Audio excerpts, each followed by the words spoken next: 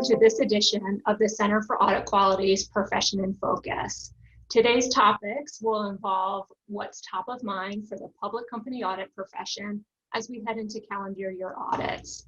I'm Catherine Ide, Vice President of Professional Practice at the CAQ, and I'm pleased to have PwC's Jorge Milo, National Office Managing Partner and National Quality Office Leader, joining us for the discussion today. Thanks so much for being here, Jorge.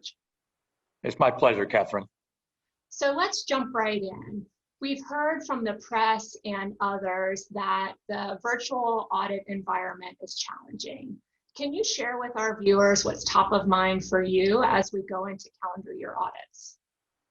Well, Catherine, I certainly recognize this cycle for calendar year and audits will look very different for us as a profession and for our clients. I do think what sometimes gets lost in this discussion is that we have already successfully executed in a virtual environment in many respects. For calendar year-end public companies, we have now completed 3 quarterly reviews in a fully virtual environment. And for every 2020 non-calendar year-end from March 31 on, audits have been completed without any widespread issues or filing delays. That is not to say that the profession isn't focused on the issue.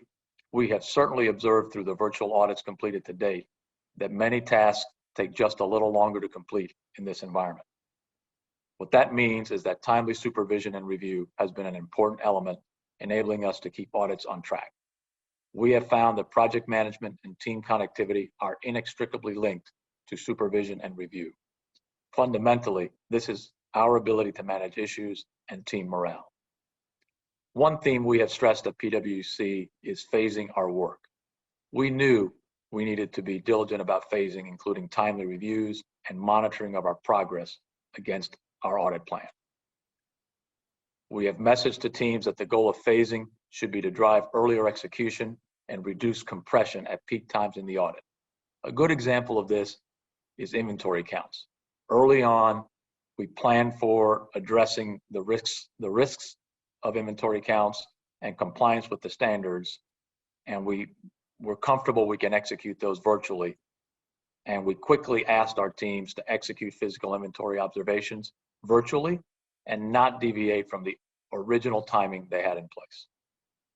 It has also been important to emphasize that establishing periodic team meetings to drive accountability and provide a venue for collaboration and monitoring progress is key. The goal is to replicate as much as possible the team meetings we would typically have when we were working physically together at a client site. Dynamic isn't often a word you hear associated with the accounting profession, but the audit room really was a dynamic place to work for our teams. It has also been critical to bring our clients along on this project management journey, allow them to see and buy into our plans, see our clients, since our clients are in many cases dealing with the same issues as the profession is. So speaking of clients, in the COVID environment, there are likely to be new or heightened risk at companies, particularly related to estimates, going concern, and fraud.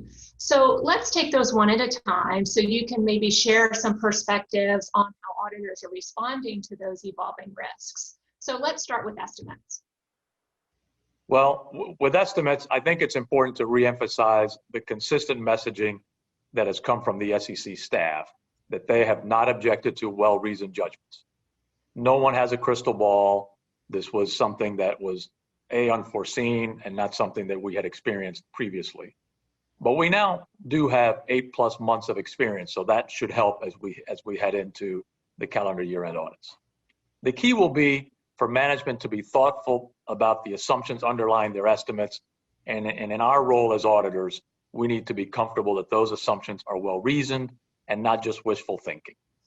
In our role, it is our role to ask questions and push back as necessary. Obviously, we need to be skeptical, and we need to make sure that management and we are being appropriate in the judgments that we're making about the reasonableness of those estimates. Many companies are going to see material financial statement impact from COVID-19. They already have earlier during the year as they filed their quarterly review, their quarterly statements. That said, changes in estimates may be a key driver behind the financial statement effects of COVID-19. Uncertainties around the duration of the strategies to mitigate COVID-19 could make it more difficult for management to determine the assumptions and inputs into accounting estimates, such as future cash flows. COVID-19 also could result in asset impairments or other triggering events. Again, auditors may have to perform additional or more robust procedures around such estimates, given the current conditions and outlook for economic recovery and the like. And again, we need to maintain our professional skepticism and challenge those assumptions and estimates as necessary. For example, in prior years, an audit team may have determined that the accounts receivable allowance for doubtful accounts was a low risk area for a particular audit, with a limited number of timely paying customers, for example. However, the economic uncertainties now for that same company may result in incremental risks, including credit risk. The audit team may determine that due to heightened risk of customer default, this balance now represents a greater likelihood of a material misstatement because the balance may not be collectible. So given the economic uncertainty you mentioned, going concern can also be a heightened risk for some, or a new risk for some companies. So how are auditors responding? Good question, Catherine.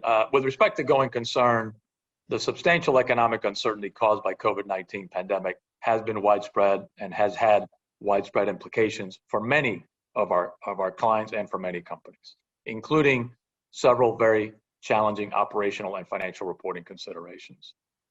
It is exactly because of such uncertainty that maintaining market confidence in a company's financial statements and disclosures is so critically important, including when management concludes that there is not substantial doubt about its ability to continue as a going concern.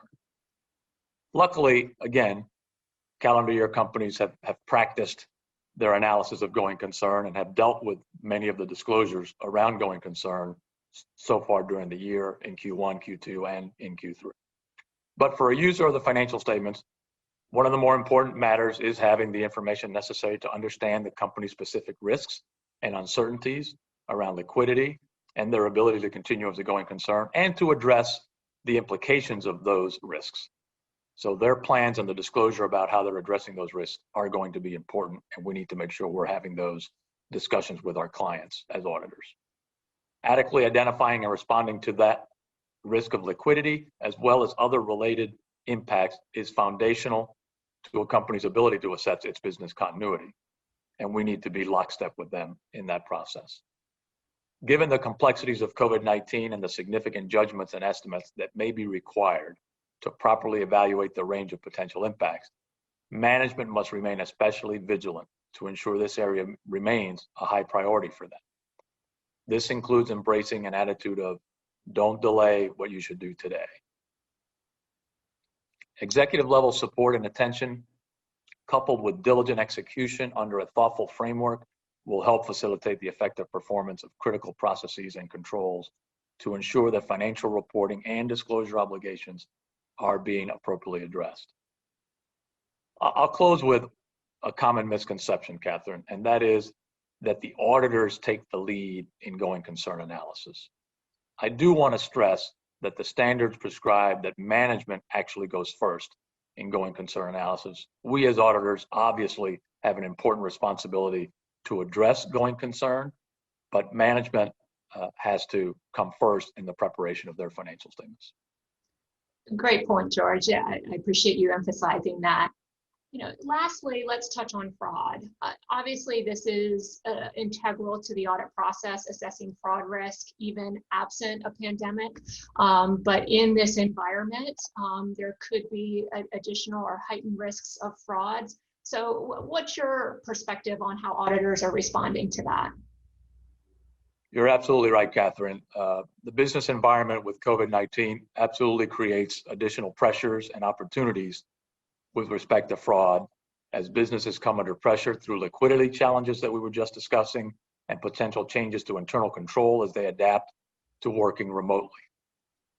We know that there has been a heightened focus by both the global press and standard setters around the world on the auditor's role and responsibilities when it comes to fraud. We also know that sometimes there is a difference between what stakeholders may expect with respect to an audit as it relates to fraud and what is actually required by those standards. Deterring and detecting fraud is, in fact, shared responsibility by everyone in the financial reporting chain. And here in the US, the requirements of SOX have been helpful in this effort. Broadly speaking, we believe the current PCAOB standards with respect to fraud are, in fact, fit for purpose. The key is to execute against those standards and to make sure the risk assessment process allows the auditors to address fraud risk or changes in fraud risk that may exist, particularly those new fraud risks that may be unique to the pandemic and COVID-19 environment that we're working under today. We believe the profession has been executing against the standards, and in fact, I believe PCAOB inspection results seem to bear this out. However, in the spirit of continuously enhancing quality, the profession is focused on the issue of fraud as part of our broader role and relevance in the capital markets, and we will continue to execute in a quality way as it relates to addressing fraud risk. We acknowledge that the current environment poses a heightened fraud risk in certain cases. In fact, in many cases, our message to our engagement teams has been consistent on the need for continued focus on professional skepticism, unpredictability in our audits, and a strong focus on fraud risk assessment as we complete the 2020 audits. As professionals, doing the right thing is foundational to our reputation, and we will execute against those standards. So shifting a little bit from specific risks and challenges, are you seeing other more macro type challenges for auditors and their clients? Catherine, it's probably become a bit cliched, but the overriding concern since the start of the pandemic has been the health and safety of our people. And I know that concern is shared by the entire profession and also by our clients. The health and safety focus has evolved in some ways to consider the mental and emotional impacts of extended working from home arrangements and not interacting with colleagues physically in the same location. This is especially true for individuals with challenging circumstances, including parents with children who are remote learning and staff who live in small apartments, as just two examples among many. At PwC, we have tried to take action more broadly to address morale, such as protecting personal time to renew and energize remains critical as the lines between our personal and professional commitments are increasingly blurred if we're working and living in the same location. A few initiatives we have instituted on this front, for example, include no video Fridays for internal meetings, as well as efforts to keep Fridays clear of internal meetings or calls in order to keep our teams focused on client work or catching up with training or other activities that they haven't had a chance to catch up with. We've also instituted a 25% challenge, the goal of which is to reduce the length of internal meetings by 25% to protect people's time to get the work done. Other flexibility and productivity initiatives like calendar cleanses have also been instituted. We have also given our staff stipends to spend on home office furnishings to make working from home a little bit better experience. Even with all of these activities, efforts, and messaging, we are still very focused on mitigating execution risk and any difficulty with morale given the very challenging environment. And one key important aspect is to continue to stay in touch with our staff, even if it's virtually, and check in on how they're doing. And finally, George, what do you think the headline will be for public company auditors as we close out busy season? Look, I think we have a great story to tell as a profession. Every audit firm has made significant investments in technology over the past number of years that allowed us to handle this transition to remote working and still be there to serve our clients. Importantly, for investors and the broader capital markets, we are ready to continue our role of making sure that companies are able to provide reliable financial information to the market. We are also prepared for and have messaged to our teams the need to make the tough decision around close calls, including those on close estimates or judgments around going concern and the like that we just talked about. So to close, I think the headline will be about how successful we were in being there for the capital markets and how, as a profession, we answered the challenge of COVID-19. So I'd like to thank PwC's George Milo for these great insights, and thank you to our viewers for joining us for this edition of Profession in Focus.